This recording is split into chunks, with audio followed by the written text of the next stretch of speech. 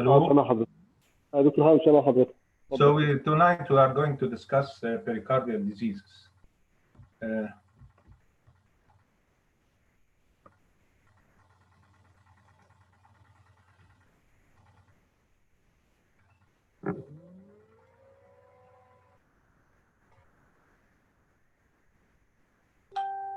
So pericardial diseases, acute pericarditis comes to your attention usually as a result of the occurrence of chest pain that's pruritic, sharp, and usually related to respiration. This pericardial pain, if it radiates to the trapezius edge, it's almost diagnostic.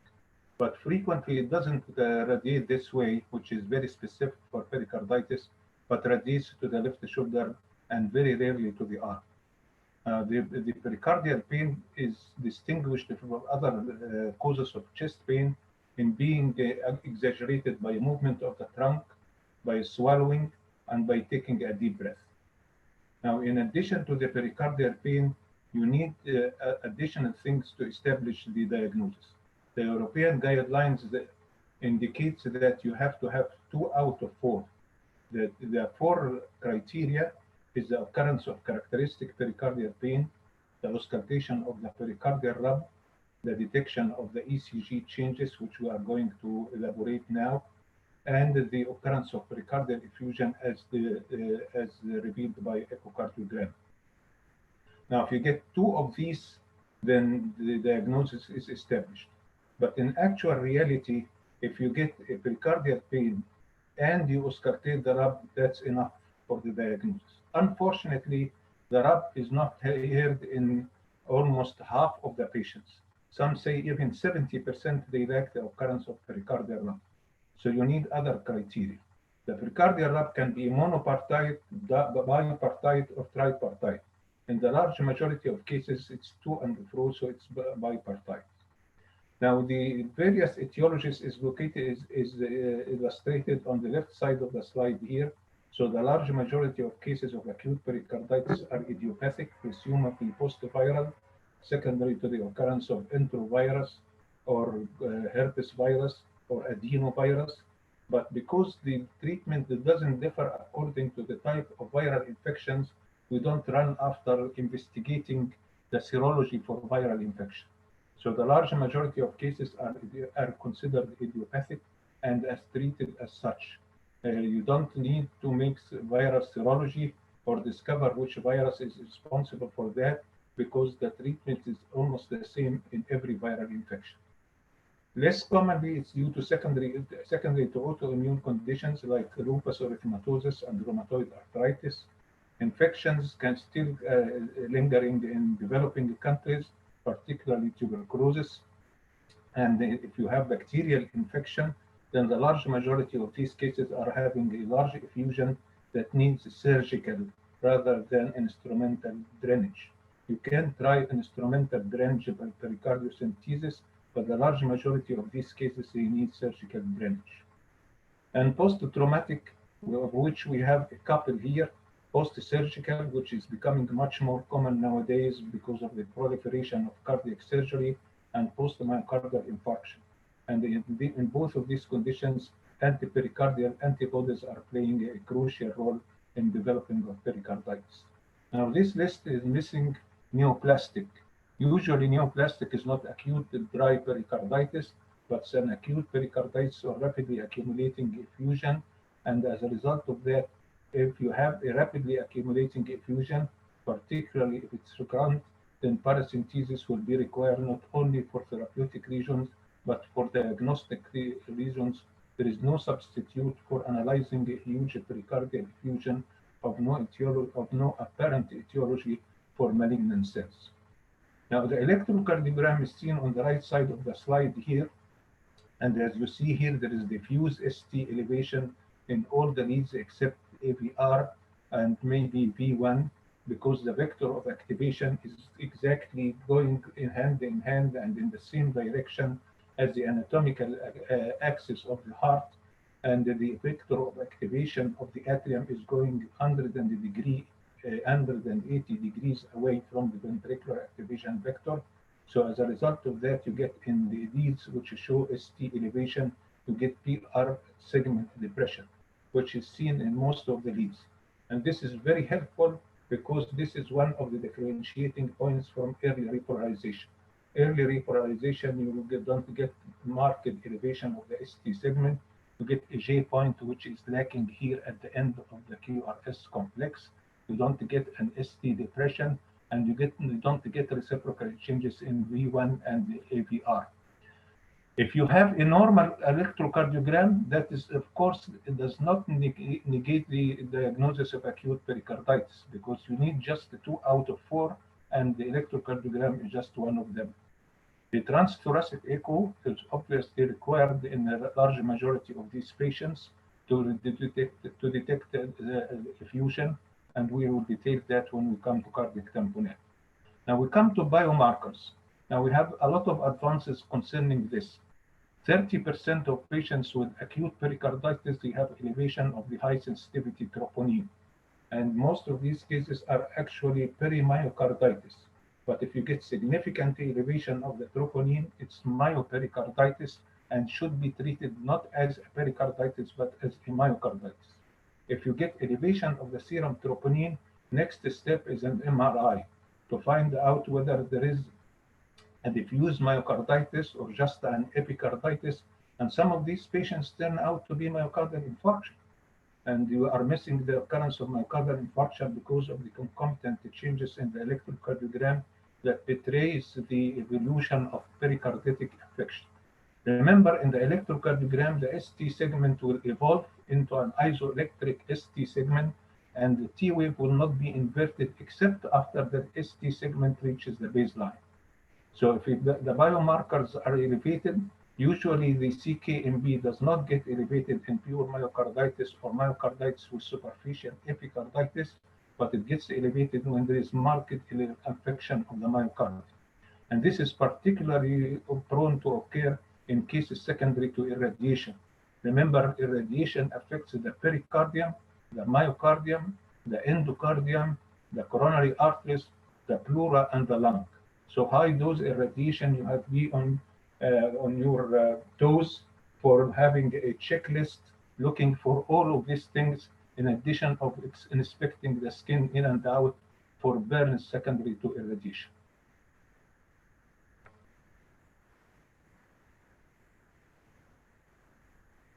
Now let's have a question here to start the discussion of the subject.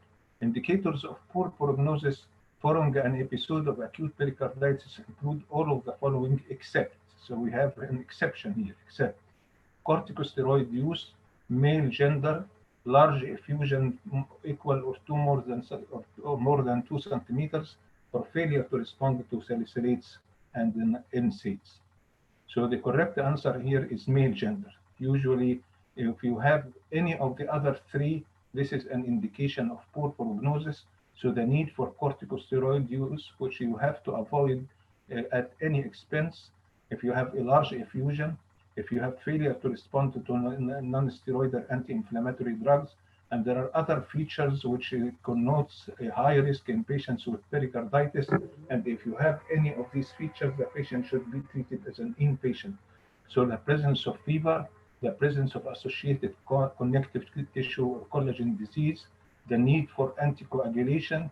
If you have any of these conditions, then you need to admit the patient, treat him as an inpatient, and otherwise patients can be treated as an outpatient if he's having a low risk condition. Now this is the MRI, which shows the features which are very helpful in the diagnosis of different forms of pericarditis, even in the chronic state, even in patients with chronic constrictive pericarditis, and I will come to that at the end of the lecture. So if you look to figure A, you will see the arrow is pointing here to the thickened pericardium. Remember, anatomically, the pericardium is equal or less than 1 millimeter in thickness. But in the MRI, it can go up to 3 millimeters of thickness. If you get 4 or more, it is thickened. The reason for that is the low resolution of the MRI and the failure in some sequences to differentiate between the pericardial layer, the superimposed fat, and the underlying small effusion. So the cutoff point for CT is 2 millimeters, for MRI is 1 millimeter, is 3 millimeters, and anatomically it's 1 or less millimeter thickness. Remember as well that you can get chronic constrictive pericarditis in 18% of patients with no thickening of the pericardium. So the thickening of the pericardium helps with the diagnosis. Its absence does not negate the diagnosis of other pericardial conditions. If you look into the middle finger, this is a more evident condition in which there is circumferential pericardial effusion, thickening of the pericardium all through, and at the same time, the presence of considerable amount of perfusion. If you look into the right-sided figure C, this is not a gadolinium enhancement. Remember, the pericardium is an avascular structure. When it gets inflamed, it gets neovascularized and it takes the gadolinium.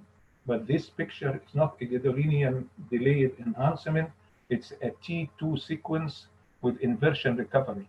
It shows the evidence of inflammation on the whole anterior and the diaphragmatic wall of the pericardium.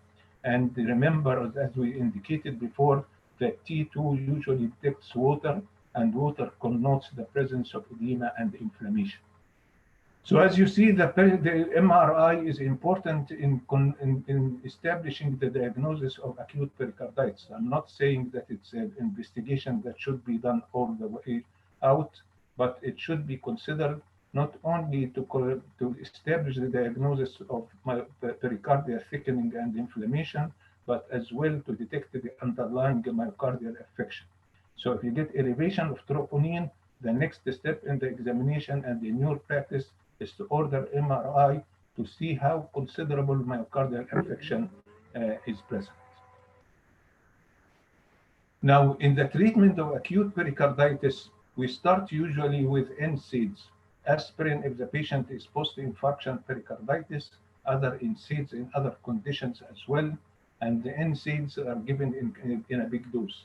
So you can give ibuprofen somewhere between 800 to 1200 milligrams 3 times daily, and you extend the line of treatment for 1 to 2 weeks. The big problem is that you find that the patient has got everything all right, fever dropped, pericardial pain disappears, so you stop the treatment. So that's the biggest mistake anyone can do. You have to continue the treatment for at least 10 days, somewhere between 1 and 2 weeks, and then taper the treatment over 2 to 3 weeks. Salicylates are treated in the same way. We are always cautious against the recurrence of pericarditis. This is a very debilitating condition in which the recurrence results in frequent attacks of debilitating chest pain, and about 25 to 30% of acute pericarditis are recurrent. And first and foremost indication for colchicine is to prevent the recurrence. So as a result of that, after the huge amount of work done in Italy by the Imasio group, as you see here, the reference is below the diagram, you will find that the use of colchicine becomes established. Colchicine acts essentially on the granulocytes, and it prevents the tubulin assembly, so it's a strong anti-inflammatory drug. And it has to be combined in the dose that I'm going to indicate shortly for at least 3 months. Sometimes we extend the treatment by colchicine for 3 to 6 months.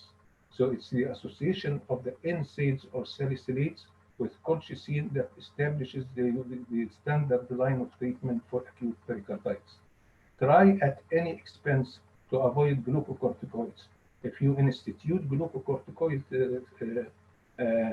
therapy, then you are at the risk of having the recurrence. Remember, it's not the viral after the first week. It's not the viral which is causing pericarditis. It's, as we are talking now about coronavirus, it's the immune response which is perpetuating the inflammation, and this immune response can extend for weeks. So we try to stop that by the use of colchicine, extending therapy with colchicine for 3 months. We try to avoid the glucocorticoids because that's going to partially suppress the inflammation. You stop them or you taper them quickly so the inflammation flares again. So we try to avoid glucocorticoids as much as we can. but occasionally you are forced to do that, particularly if we have an autoimmune condition, if the patient is having renal failure, if we need to give anticoagulation in association with NSAIDs and or salicylates. So there are certain indications for the early institution of glucocorticoid therapy in patients with acute pericarditis. But generally, we try to avoid them in order to stop the significant problem of having pericarditis relapse. Previously, we used to avoid to have pericardiectomy as an end line of treatment in these conditions, but now we know that we have other specific drugs like steroid-sparing agents, including methotrexate and cyclophosphamide, as well as the biologics or the biopharmaceuticals like anakinra, which is given subcutaneously every day.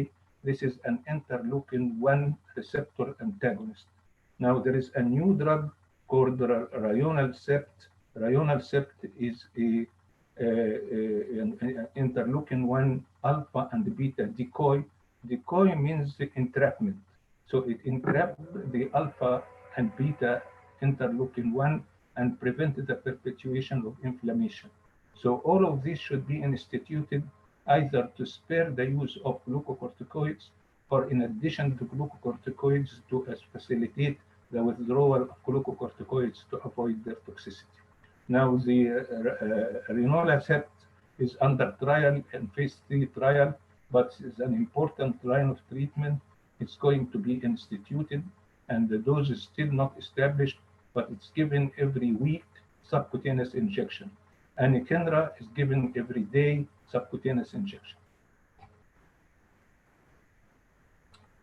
Now, this is a sort of important references which cite the use of colchicine in acute pericarditis and recurrent pericarditis in the post-cardiotomy syndrome and in post-operative atrial fibrillation. So it shows the importance of using colchicine nowadays in various pericarditic diseases. And this is from the Imasio group, which indicated that the use of colchicine decreases the recurrence of pericarditis by somewhere between 30 and 50%. The dose used in several trials is 0.5 to 0.6 milligram BID for 3 months in patients weighing more than 70 kilograms, and 0.5 to 0.6 milligram per day for patients weighing less than 70 kilograms. So the dose is considerable. The side effects is mainly gastrointestinal, and the immunosuppression and bone marrow suppression is rarely encountered in these conditions. And this is an important trial for the use of colchicine. This is a group of patients who have been given colchicine 3 days after surgery, looking for the occurrence of post-pericardiectomy syndrome. And as you see to the left here, the marked decrease in the occurrence of post-pericardiectomy syndrome at 12 months of colchicine therapy, given in the dose that I just indicated, and followed up for a year. And to the right of the diagram, you have a marked decrease of the secondary endpoints, which indicates the lack of occurrence of pericardial effusion, hospitalization, and constricted pericarditis.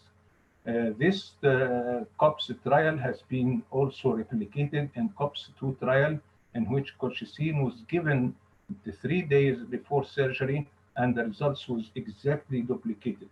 So it establishes the value of colchicine in blocking the occurrence of post-pericardiectomy syndrome and post-cardiac injury syndrome in its various forms. Now we move to cardiac tamponade. You have here 2 curves. Look at the right side curve. The right side curve indicates what occurs in intrapericardial pressure and slowly accumulating effusion, like metastatic cancer, for example, or hypothyroidism, or chronic renal failure without bleeding in the pericardium. And as you see, as you stretch the pericardium,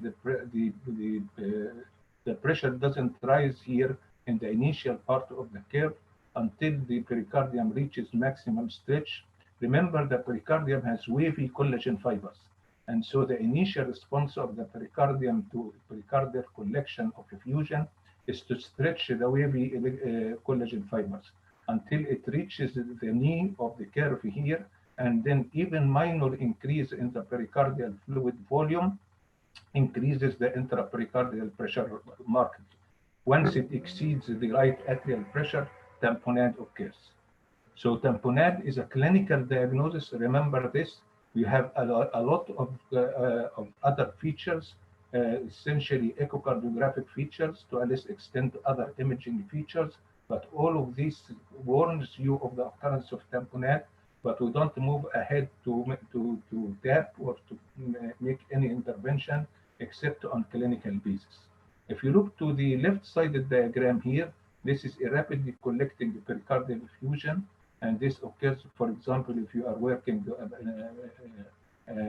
on the coronaries, you perforate the coronaries or you perforate the interatrial septum, you get, unfortunately, into the pericardial sac, bleeding occurs. So as you see here, despite the collection of a smaller amount of fluid, the pressure rises too much.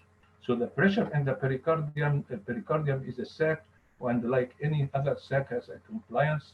So the compliance characteristics of the pericardial sac, in addition to the volume which is being accumulated inside the sac and the rate of collection, are the three features which indicate the occurrence or lack of occurrence of cardiac tamponade. Now, the clinical features of cardiac tamponade is essentially hypotension. So if you have a patient with pericardial effusion, he gets his blood pressure drops below 90 millimeters of mercury with elevated jugular venous pressure and blunted wide descent. That's the clinical features of cardiac tamponade, and these are the features on which we depend on for interference. Now, we know that there is enhancement of ventricular interdependence in patients with cardiac tamponade. So if you look to this diagram, let me get the picture away a little bit here. If you look into this, what happens during inspiration is two things: increase the venous return to the right side of the heart, but at the same time, the gradient between the pulmonary venous pressure and the left atrial pressure is going to decrease. The tamponade is isolating what occurs in the intrathoracic cavity during inspiration, preventing the negative intrathoracic pressure from being transmitted to the cardiac chambers. So if you increase the venous return to the right side and decrease the venous return to the left side, because the gradient between the pulmonary vein subjected to the negative intrathoracic pressure and the cardiac chambers on the left side, which are not subjected to the intrathoracic pressure negativity, the septum moves to the right side to the left side, and as a result of that, you get diminished filling of the left ventricle, and diminished filling of the left ventricle connotes the occurrence of low stroke volume, and this is the explanation of the pulsus paradoxus. A more than 10 millimeter of mercury decrease with normal inspiration, not with deep inspiration. You look for it in large arteries like the carotids or the femoral artery, better detected than in the radial artery. If you detect it in the radial artery, then usually the pulsus paradoxus exceeds 20 millimeters of mercury difference. So there are two phenomena, one occurring on the right side of the heart, one occurring on the left side of the heart. The result of that is the left-sided movement of the interventricular septum. It decreases the stroke volume of the left side of the heart, diminishes the systolic blood pressure as well as the pulse pressure. So in association with elevation of the jugular venous pressure by wide descent, hypotension, and pulsus paradoxus. Remember, pulsus paradoxus is a feature of cardiac tamponade. It is not a feature of constrictive pericarditis. Kussmaul's sign is a feature of constrictive pericarditis and is not a feature of cardiac tamponade. It occurs in both, but much less frequently in tamponade, that's Kussmaul's, and the pulsus paradoxus is much less in constrictive pericarditis. There is a reason for that, and I will come to that shortly after that. Distal heart sounds, and then a large heart with a clear lung field. What else can cause that? If you look into the lung field, you'll find there is no evidence of congestion. Cardiac structures are in cardiac silhouette is enlarged. So the association of hypotension, pulsus paradoxus, blunted wide descent, as well as distant heart sounds, clear lung field established the clinical features of cardiac tamponade and paved the way for institution of effective treatment. And this is a pictorial display of the pulsus paradoxus. With inspiration, you get decrease in the pulse pressure as well as the systolic blood pressure. The difference exceeds the normal 10 millimeters of mercury. If it exceeds 20 millimeters of mercury, you will detect it even in medium-sized arteries like the radial artery. Now here you see a picture for the manifesting the important phenomena of enhanced ventricular interdependence or interaction. As you see, during inspiration, the venous return will increase to the right side of the heart, will decrease to the left side of the heart for the reasons that I just alluded to, and you get a movement of the septum towards the right ventricle, decrease in the diastolic volume, decrease the stroke volume, and the decrease pulse pressure and cardiac output. Now, this is the circumferential pericardial effusion, and you can, unfortunately, it's not a real-time picture, but with this amount of effusion, you get oscillation of the heart, and this is shown as pulses as electrical alternates.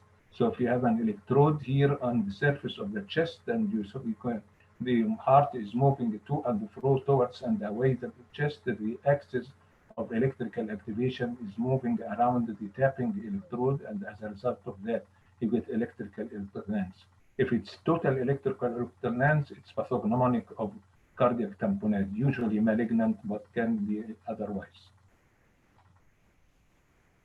If the intrapericardial pressure exceeds the right atrial pressure, or if it exceeds the right ventricular pressure, then you get late diastolic collapse of the right atrium, and you get early diastolic collapse of the right ventricular outflow tract. The reason why specifically in the cardiac cycle is the situation this, because this is the places or the timing where you have the lowest intracardiac pressure. So the lowest intraatrial pressure is usually encountered in late diastole, the lowest intraventricular pressure in early diastole. The best way to display that is to put the M mode cursor here, and under these circumstances, you can time it. Another important point in putting the cursor across these structures is that you can count how long the diastolic collapse occurs. If it exceeds 30% of diastole, this is almost 100% sensitive and specific of cardiac tamponade. So I know that those experienced with echo, they can detect it from the M mode, but it's better to translate it into M. They are experienced in detecting it in the two-dimensional, but it's better also to document it by M mode, because that does not only verify the timing on diastole, but as well illustrates how long does it last, because this has a significance. Now this shows you, if you look into the upper right corner here, you will find that the sample volume here is detecting the mitral inflow, and there is a huge amount of pericardial effusion surrounding the heart. And with inspiration, you will find that the flow to the left side of the heart decreases. By how much? By 25% at least. So this is during inspiration. This is the peak of the E velocity, the mitral inflow. And as a result of inspiration, the negative pressure is transmitted to the pulmonary veins, but it's not transmitted to the left ventricular chambers. So as a result of that, the flow into the left side of the heart decreases, and the peak E wave velocity decreases by 25%. If you move the sample volume to display the tricuspid inflow, you will find that during inspiration, there is an increase in the E velocity across the tricuspid valve by almost 40%. This is a quick reminder of what happens in the venous waveforms. This is the normal waveform in the jugular veins, A, X, B, and Y. And as you know that in constrictive pericarditis, you get an exaggeration of the Y and exaggeration of the X. but in cardiac tamponade you get blunting of the wire. Imagine cardiac tamponade as an elastic band around the heart. So if the heart contracts, it is still compressed. If the heart relaxes, it's even more compressed. But the constrictive pericarditis is not an elastic band, it's a fibrous shell or fibrocalcific shell. Early part of diastole is unimpeded.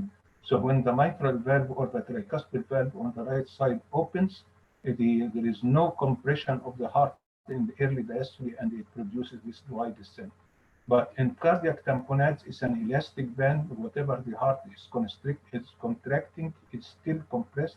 So there is no time in early diastole in which filling is free. So right when the tricuspid valve opens, there is impaired filling of the right ventricle, and as a result of that, you get a shallow wide descent. Important point to notice.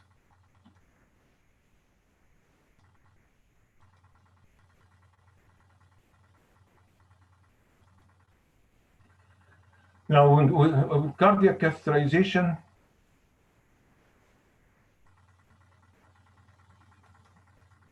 in cardiac catheterization, you will find the same phenomena. Right atrial pressure would be elevated, except when we have a low pressure tamponade. And low pressure tamponade, that's a slowly accumulating fluid, or there is overdiuresis of the patient. As a result of that, you get a low right atrial pressure below 7 millimeters of mercury, but usually it's much higher than that. In the standard forms of tamponade, right atrial pressure is elevated. There is blunted wide descent for the reasons I just explained. There is equalization of pressure in diastole between the right ventricle and the left ventricle, and the right atrial pressure is usually equal or less than the intrapericardial pressure.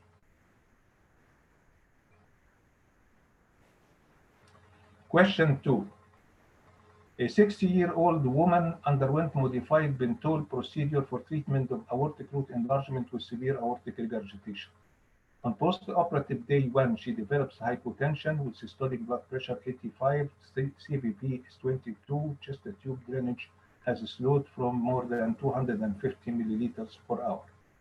A bedside transthoracic echo is technically difficult. You can imagine post-operative patients, they have a lot of bands on the chest, so usually you don't get a good transthoracic echo. Left ventricle is underfilled. Hematocrit is decreased to 24% despite 3 units of red cells. Chest X-ray shows a large heart size with low lung volumes. She has been maintained on 2 inotropes and colloid infusion over the past 1.5 hours. Which of the following treatment options would you advise? Switch her hemodynamic support from inotropes to vasopressors, bedside pericardiocentesis, more rapid red cell transfusion, or mechanical mediastinal re-exploration. The correct answer is D. This is a post-operative patient. Any post-operative patient that in whom you suspect the occurrence of cardiac tamponade is an indication for emergency exploration of the mediastinum for 2 reasons. Number 1, usually the collection of blood is in the posterior mediastinum because the patient is lying on his back, and that is going to compress the left side of the heart and diminish the venous return from the pulmonary circulation and diminish the cardiac output. You don't necessarily find the other findings like parasus paradoxus, or you don't get a concentric display of the pericardial effusion. And the second important caveat for which you have to inspect the mediastinum in these patients is to look for the source of bleeding and try to stop it. So any evidence of cardiac tamponade, particularly if proven by transesophageal echo or nowadays by CT imaging, is a mandatory obligation for getting the patient to the operating theater again for mediastinal exploration in attempting to evacuate the hematoma as well as in finding out the source of bleeding. Sometimes a collection of blood is anteriorly, particularly if the patient has been prone during ventilation because of hypoxia. Under these circumstances, there is compression of the right side of the heart, and this is evident usually by transthoracic echo. So we move to constrictive pericarditis. In constrictive pericarditis, the commonest etiology nowadays in developed countries is post-cardiac surgery. Still, we have tuberculous cases, not much, but in developing country, infections, particularly tuberculosis, is usually heading the list.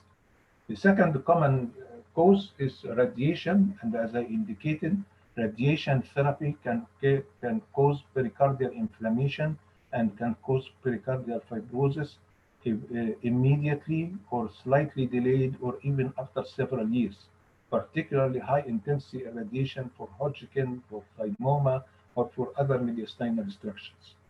Many of the cases are not post-surgical or irradiation, but idiopathic. But remember that idiopathic acute pericarditis very, very, very rarely passes into constriction.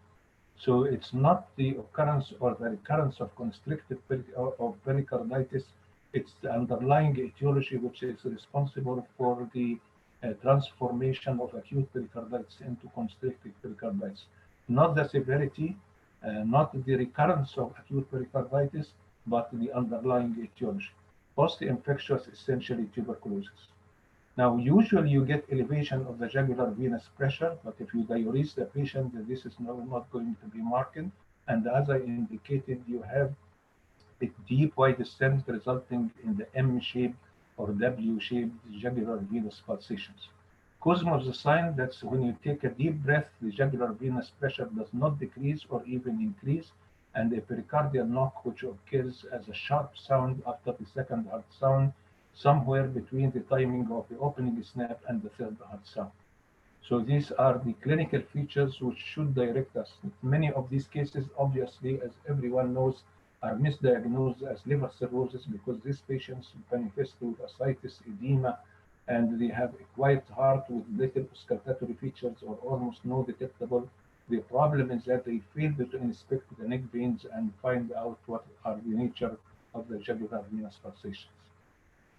Now, the echo and Doppler and echo by various forms, including tissue Doppler and standard Doppler, are going to show a lot of manifestations which can direct the attention to the diagnosis.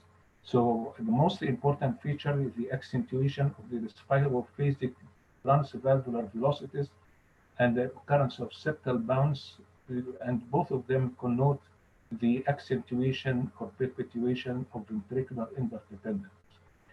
Pericardial thickening, the echocardiogram is not an excellent method to show the pericardial thickening, but it can be detected better, as I indicated at the beginning of the literature, by CT or by MRI.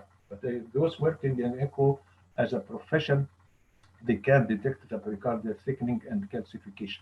And as you see, the calcification usually starts in the AV group and can go circumferentially. There is a rare syndrome in which there is pericardial calcification with no constriction, but that's rare, but it's present, it's a syndrome. So the presence of calcification usually supports the diagnosis of constrictive pericarditis. But remember, calcification can occur under very exceptional circumstances without an evidence of constriction, so you don't need to do anything for that.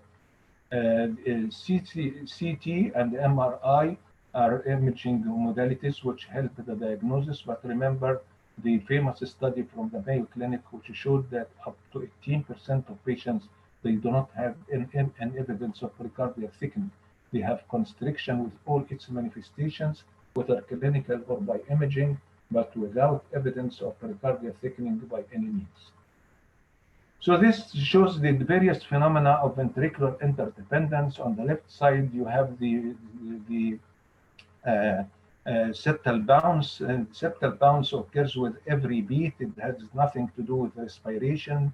So this is due to the difference in the right ventricular end-diastolic pressure and the left ventricular end-diastolic pressure. The right ventricular end-diastolic pressure is higher in early diastole, so it pushes the septum posteriorly, and then the septum snaps again when the left ventricular pressure rises later on in diastole. So this is the septal notch. This septal notch can be seen also in MRI. It's not pathognomonic of pericardial constriction. It can occur in left bundle branch block and can occur as well in right ventricular pacing. And this illustrates the various respiratory phasic variations in the inflow into the mitral valve and the tricuspid valve. During inspiration, as I indicated, the negative intrathoracic pressure is transmitted to the pulmonary veins, so the gradient between the pulmonary veins and the left-sided chamber decreases, and as a result of that, during inspiration, the flow across the mitral valve, as seen in the middle figure here, decreases. At the same time, during inspiration, the increased venous return increases the flow across the tricuspid valve. So you get an increase of the flow across the tricuspid valve and the elevation of the peak E velocity of the tricuspid inflow by almost 40%. At the same time, you get a concomitant decrease by 25% across the mitral inflow and the peak E wave. Now, when the patient changes to expiration, the reverse occurs, so you get increase in the mitral inflow and decrease in the tricuspid inflow. And this features is not present in all cases of constrictive pericarditis, but has a sensitivity of almost 75%, but it's very helpful in detecting these conditions.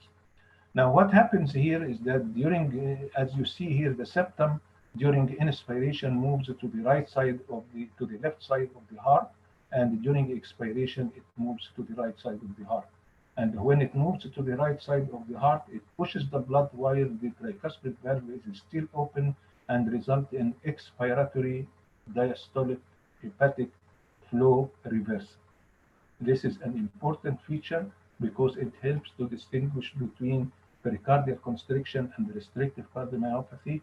And restrictive cardiomyopathy, you don't get ventricular interdependence, you get an increase and a decrease in the venous return to the right and left side of the heart parallel to each other, not paradoxical as in this way, and you don't get expiratory hepatic diastolic reversive flow. So let me explain again the expiratory reversal of diastolic flow. During the expiration, this is expiration, during expiration, the septum moves to the right side of the heart. It, so to speak, pushes the blood, pushes it to where? Pushes to the right atrium. Why this occurs? Because the tricuspid valve is still open. And as a result of that, during expiration, the blood flow will be reversed into the hepatic. So you get expiratory. Remember, expiratory, external, so it's pericardial. Not it. Inspiratory reversal of the diastolic flow occurs in restrictive cardiomyopathy, one of the helpful diagnostic features. So I hope that this point becomes clear to you. Now this is a summary of this situation. So as you see in the differentiation between constrictive pericarditis and the restrictive cardiomyopathy, every one of you know the importance of detecting that.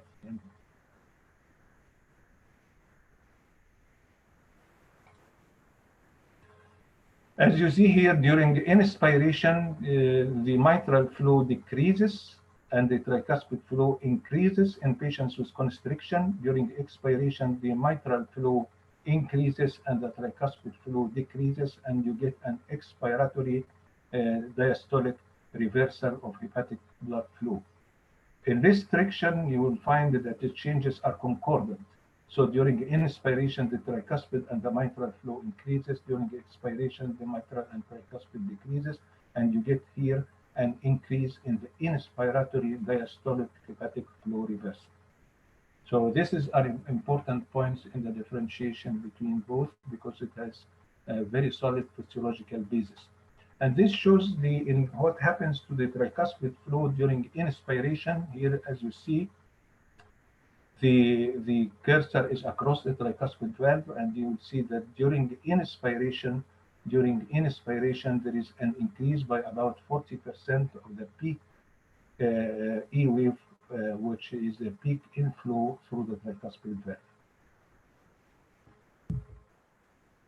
Another important point is how the annuli are behaving. The mitral annulus essentially, and nowadays people are talking about the tricuspid annulus as well. Now, as you know, the annulus, the movement, medial and lateral. The medial is unimpeded by the pericardial constriction in constrictive pericarditis. So you will find that the medial E prime is much more prominent than the lateral E prime. Why is that? Because the lateral part of the mitral ring is being tethered by the fibrotic pericardium. So you get an increase of the E prime more than 9 centimeters per second, and a decrease of the E prime in the lateral mitral annulus. Now, this doesn't occur, of course, in patients with restrictive cardiomyopathy because this is a myocardial disease. So the relaxation is impaired. So both the E prime and the A prime are equally decreased. Sometimes you have a relation between, so normally the lateral E prime is higher than the medial E prime. In constrictive pericarditis, the reverse occurs. So this is annulus reversus. Now, if you have a relation between, a ratio between the mitral E flow, the mitral flow, peak flow, divided by the medial E prime, this has normally a direct proportion to the wedge pressure. In patients with constrictive pericarditis, it has a reversal of this ratio. So the inverse relationship between the E over E prime on the medial side of the tricuspid valve and the wedge pressure is called annulus paradoxus.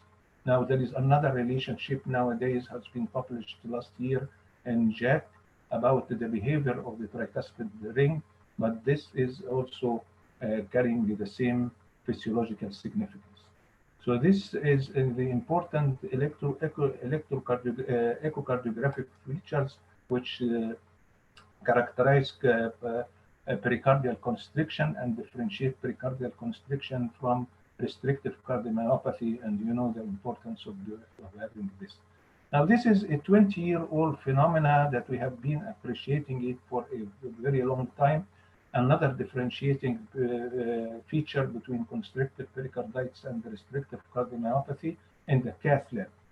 If you make a display of the right ventricular pressure curve with the left ventricular pressure curve at the same time, you will find at the moment the left ventricular pressure is lowest, the right ventricular pressure is highest.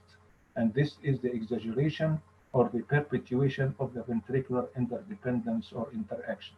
So as you fill the right ventricle more, the septum moves to the right, to the left side, and the filling and the pressure in the left ventricle will be low.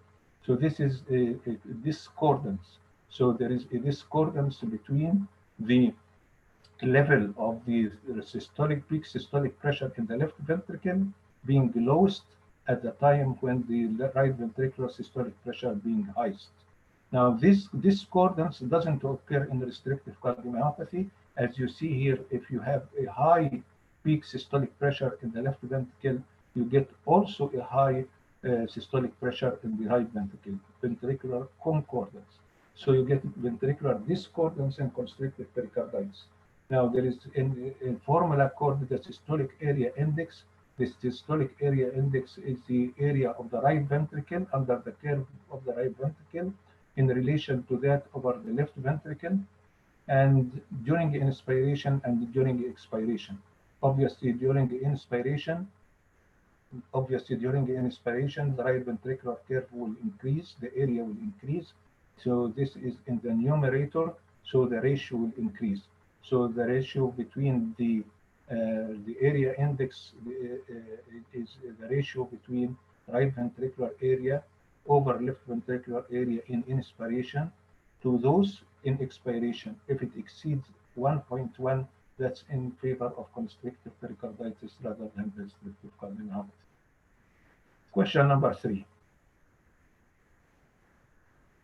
This is going to amplify the phenomena of concordance and discordance. Which of the following set of hemodynamic findings is most consistent with constrictive pericarditis? So we are looking for constrictive pericarditis. Right ventricular systolic pressure of 65, right atrial pressure 15, rapid wide descent, increase in right ventricular systolic pressure, and the left ventricular systolic pressure with inspiration. Or right ventricular systolic pressure of 50, right atrial of 20, blunted wide descent, increase in right ventricular systolic pressure with inspiration. or right ventricular systolic pressure of 50, right atrial pressure of 20.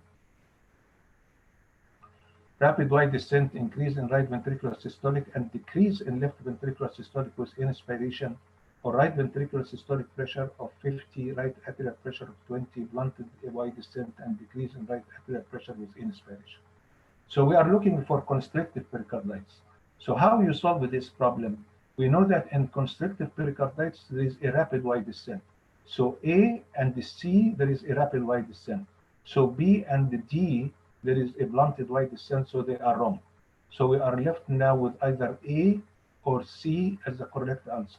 Now we know that in a constrictive pericarditis, which shows a rapid wide descent, there is an inverse relationship between right ventricular systolic pressure and the left ventricular systolic pressure in inspiration. So this is C and not in A. So the correct answer here is C. Now I put this slide to show another thing. Usually, as a rule of thumb, in patients with constrictive pericarditis, the right ventricular pressure, systolic pressure is in the 50s, like here. So in constrictive pericarditis, usually you get it in the 50s.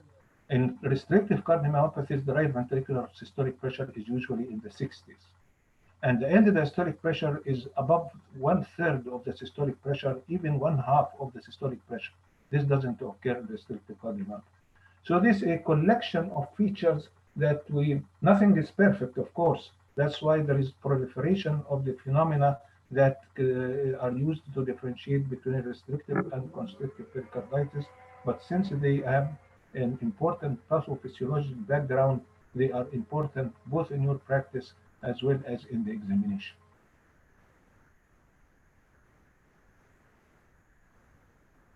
So how to treat constrictive pericarditis? There is no place for diuretics, although there is no clear indication from the guidelines. By the way, there is only one guideline, which is the European Society of Cardiology guideline published in 2015. There is no other guideline for pericarditis, but it's an excellent guideline to read.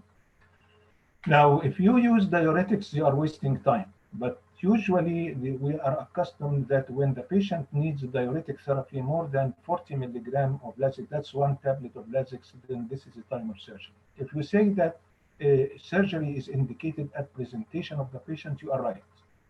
So surgery is essentially a wide pericardiectomy. There is no place for a window. There is no place for a partial pericardiectomy. It's phrenic nerve to phrenic nerve. Obviously, you don't want to take the phrenic nerve. So under these circumstances, you get wide exposure. It's a 3 or 4 hour open heart surgery operation, and usually these patients struggle with heart failure after that.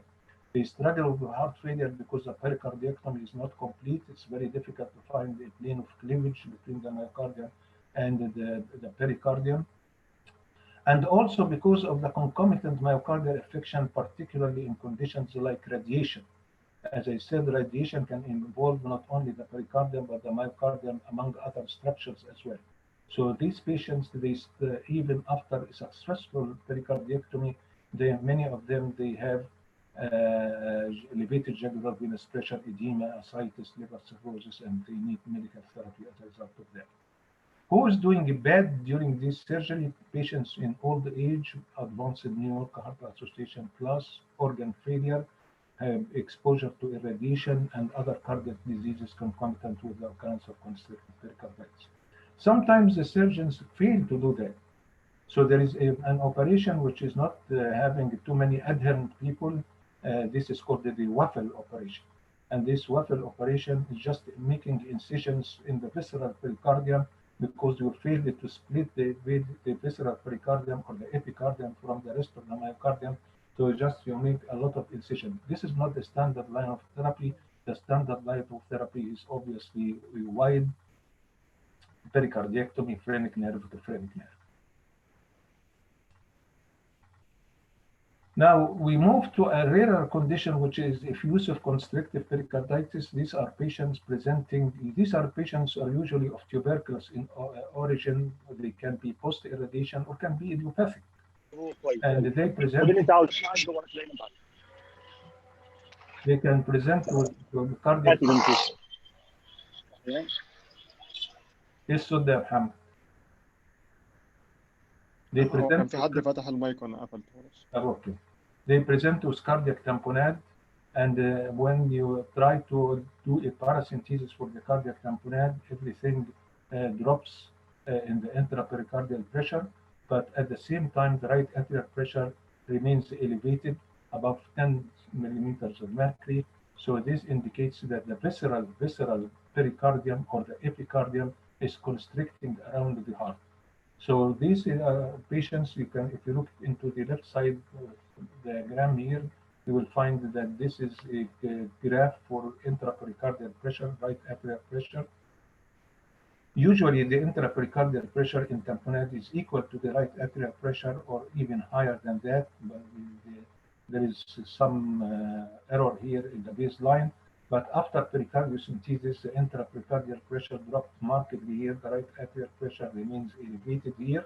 So under these circumstances, you diagnose effusive constrictive pericarditis. Obviously, it requires pericardial stripping. It's a difficult operation, and as I indicate to you, that these patients are largely tuberculous or irradiation, but sometimes they are idiopathic.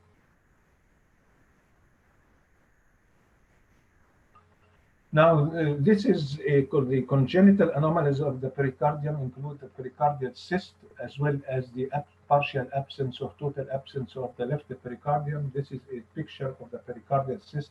Although this picture was actually an echinococcal cyst, is not a pericardial cyst. The classic pericardial cyst is located in the right cardiophrenic angle. This is not exactly in the right cardiophrenic angle. There is a space here in the right side column.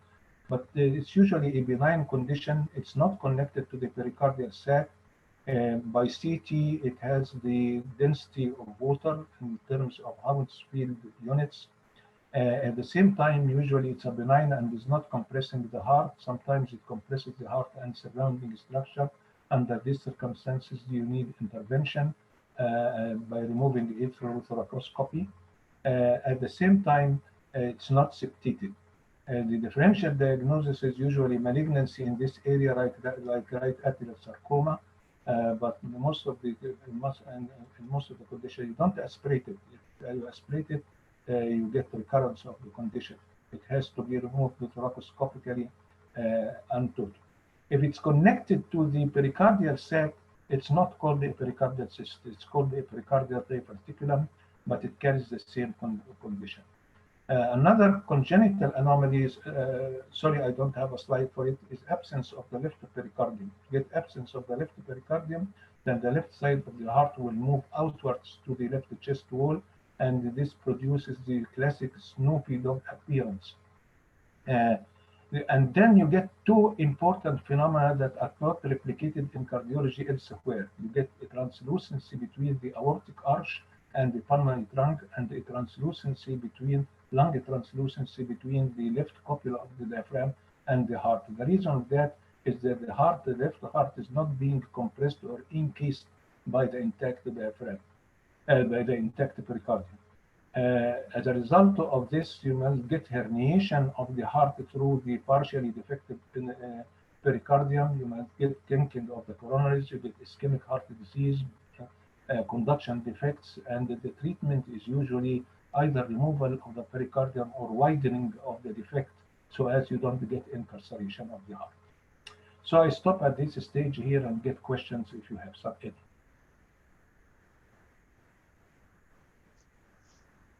محمد بيه. مع حضرتك يا دكتور.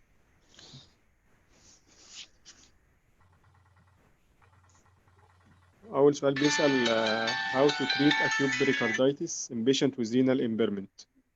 How to treat acute pericarditis in patients with renal failure.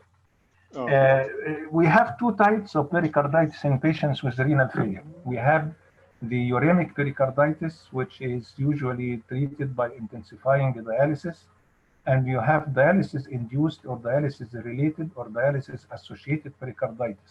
Nobody knows why this occurs. These are patients undergoing regular dialysis successfully, but they get the pericarditis. Whether this is a viral infection or other infection or idiopathic pericarditis, nobody knows. Now, this is treated as acute pericarditis. So you still use non-steroidal anti-inflammatory drugs. Here, your index of institution of corticosteroids is low, because we don't want these patients to take steroids if they have a residual kidney function that's going to be harmed. And at the same time, they are on anticoagulants for a variety of reasons. One of them is the process of dialysis by itself, so corticosteroids can be given. Intrapericardial triamcinolone. Triamcinolone is a non-absorbable steroid, and this non-absorbable steroid can be instillated in the pericardium, and the creating of a pericardial window if you can stop the effusion from accumulating. So these are the two varieties of renal failure-related pericarditis, the uremic pericarditis as well as.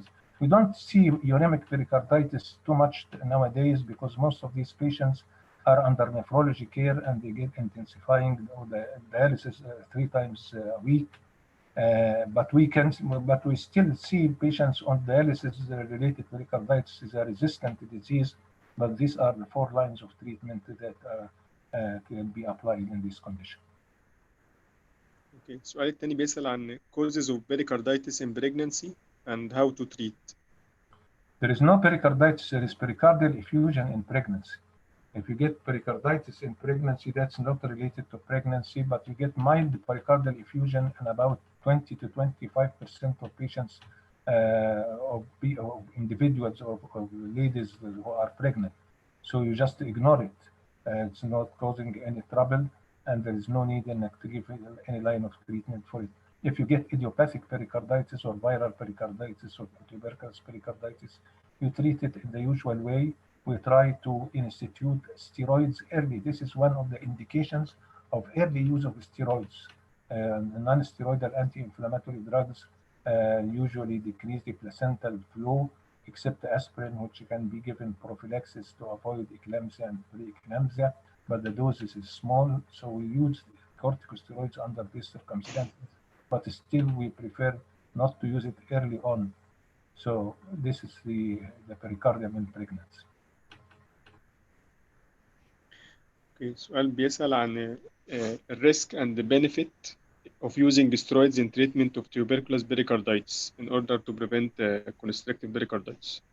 The risk is an old thing. There is benefit.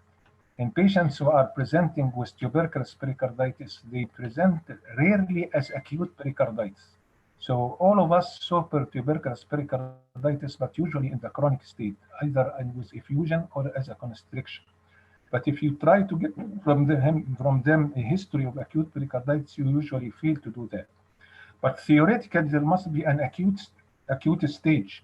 The pericardium is involved by the retrograde spread of the Mycobacterium tuberculosis from the lungs to the mediastinal lymph nodes and back to the pericardium. And if you get it in the acute stage, you treat it as usual, but intrapericardial and systemic steroids can be helpful in preventing the development of constrictive pericarditis.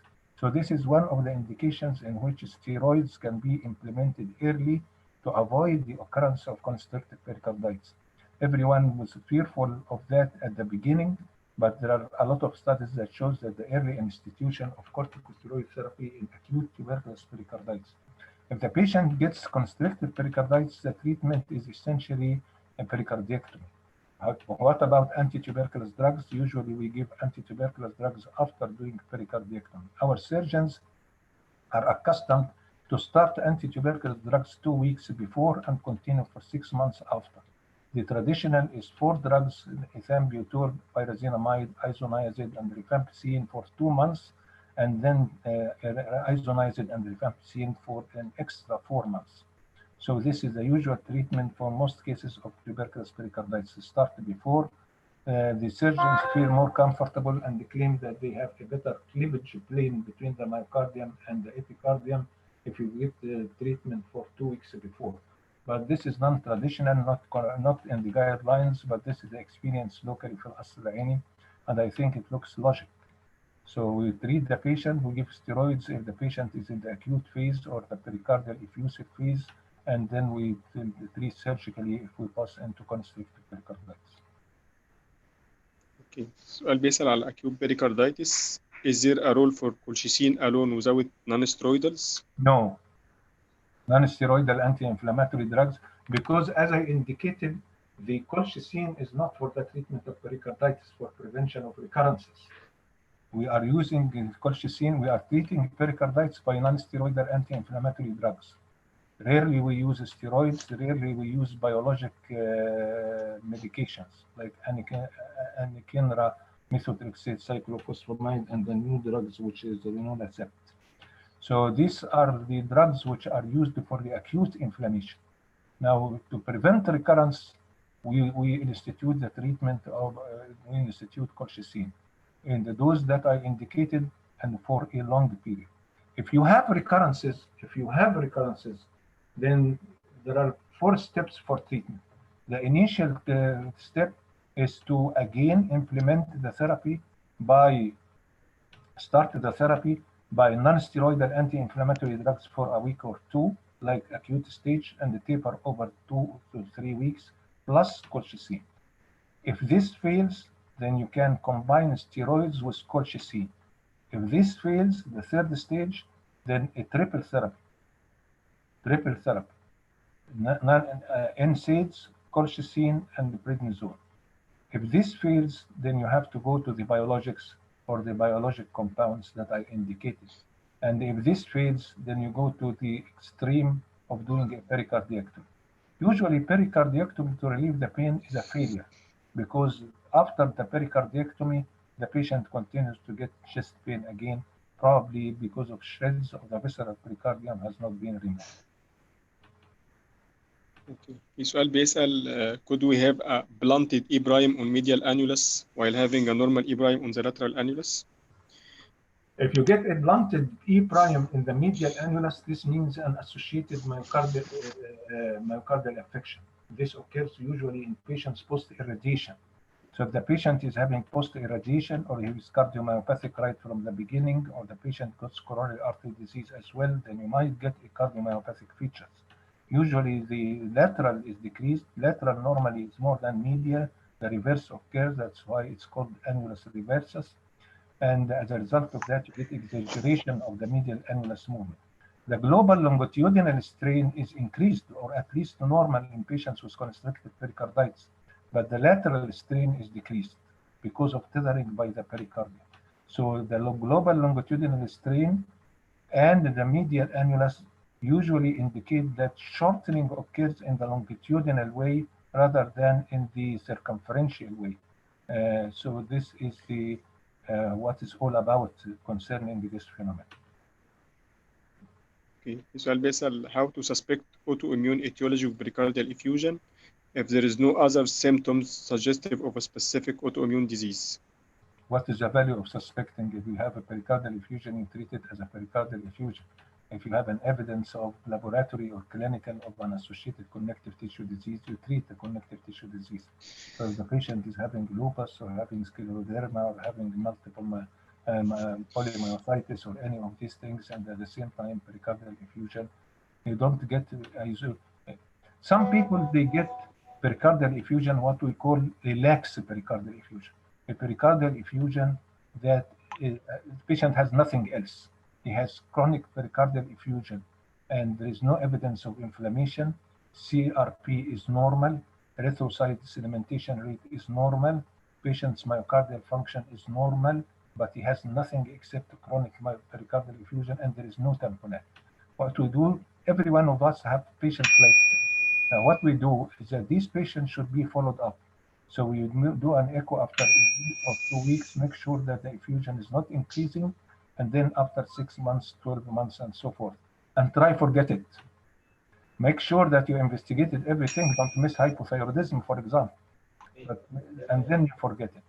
So if the patient's having a lax pericardial effusion that's not producing tamponade, you followed him closely at the beginning, and then periodically after that, and doesn't change or decreases in size, then you forget about it. You try to let the patient adapt to it.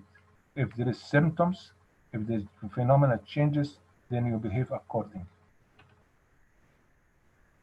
Okay. سؤال بيسأل in patient with acute pericarditis and having coronary artery disease, do we use aspirin or non-steroidal anti-inflammatory drugs? He has constrictive pericarditis and قول السؤال تاني لو سمحت. acute okay patient with acute pericarditis and coronary artery disease اوكي. ده طبعا we ده prefer possible. aspirin. Patients who are having myocardial infarction and getting pericarditis, as you know, it can occur in the acute stage or Dressler. I have not seen Dressler in the last 15 years. So Dressler almost disappeared. It's very rare after the implementation of reperfusion therapy, whether lytic therapy or PCI. So we don't see that. Early pericarditis, we treat it by aspirin. We don't give NSAIDs for the reasons that you know. It impairs healing. It increases the incidence of myocardial rupture. Obviously, we don't give steroids. We increase the dose of aspirin to 625 or even more 3 times daily for an extended period like 2-3 weeks and taper slowly. We don't usually give steroids for the above reasons of having a risk of cardiac rupture and impaired healing. Patients with Dressler syndrome, we used to give these patients as salicylates as well. Rarely we resorted to the use of corticosteroids under these circumstances, but we don't see it. It should be a very, very rare occurrence nowadays. سؤال بيسأل is there a link between calcification in the second pericardium and increasing mortality? Calcification without constriction is a rare phenomenon. I don't know that there is a study which followed a group of patients with calcification and see what happens to them. But every now and then we see calcification. All the phenomena that we explained tonight is not existing, so just we watch these patients. Whether this is insignificant like aortic valve calcification or calcium score, I don't know. Probably the answer of this congestion. سؤال بيسأل in acute pericarditis how many days of treatment are expected for CRP to be normalized? There is no indication for, there is no cut-off point, but with the new treatment like Rinolacept, the studies showed that the first injection normalizes the CRP, but that doesn't usually occur with the present non-steroidal anti-inflammatory drugs. But we give the anti-inflammatory drugs until the CRP gets normalized, and then we extend it for several days. Usually this takes somewhere between 1 and 2 weeks. So long as the CRP is not normalized, you cannot taper the dose. And then you taper the dose over 2 to 3 weeks. And try not to regret or add, to regress or to add steroids under these circumstances.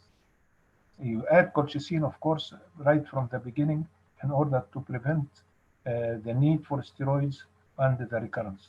So we give it, and usually it subsides or decreases immediately, reaches a normal value within 3 or 4 days if the pericarditis is responsive. If the pericarditis is not responsive, then we call it incessant pericarditis.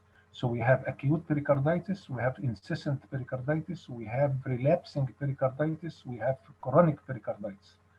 This kind of classification usually don't need to burden yourself by these words, but this is the terminology which is being used. If you have the inflammation lingering, this is incessant, then you have to continue the treatment in the large dose until the CRP normalizes, and the extended therapy for a few days after that, and then taper over a long time, concomitant with the use of 0.5 to 0.6 milligram twice daily of colchicine for 3 months. In recurrent pericarditis, you can extend the colchicine therapy from 3 months to 6 months. اوكي تمام اوكي هو كده الأسئلة خلصت. اوكي شكرا جزيلا. المرة الجاية شكرا لحضرتك. disease of the aorta. شكرا لحضرتك يا دكتور محمد. شكرا.